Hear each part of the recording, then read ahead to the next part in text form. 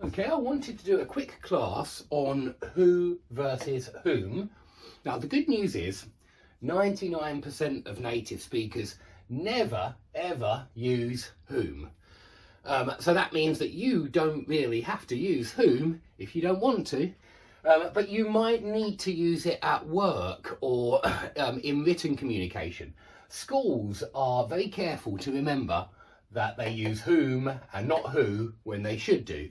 That doesn't mean that the English teachers who work at the school always use whom in their speech, and I am not attacking them or criticising them, because I don't actually use it in my speech if I'm 100% honest.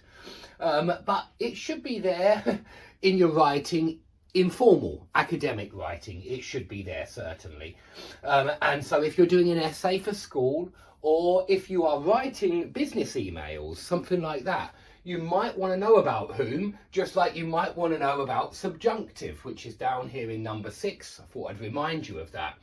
But what is the difference between who and whom? Well, firstly, remember that these guys are called relative pronouns, and it's a great name because relative pronoun means I start a relative clause.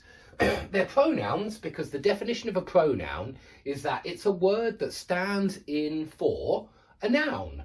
So when I say I am teaching you, I is standing in for Dave. Dave is teaching you. Yeah, that's the idea. You stands in for your name. Yeah, he stands in for his name. And the same with these pronouns here, me, you, him, her, us, them.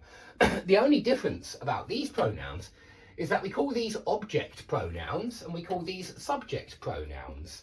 And they're good names because these guys are always the subject of the verb, I, you, he, she, we, they. And that just means the doer of the verb. It means that in a normal, typical sentence, you'll see them before the verb.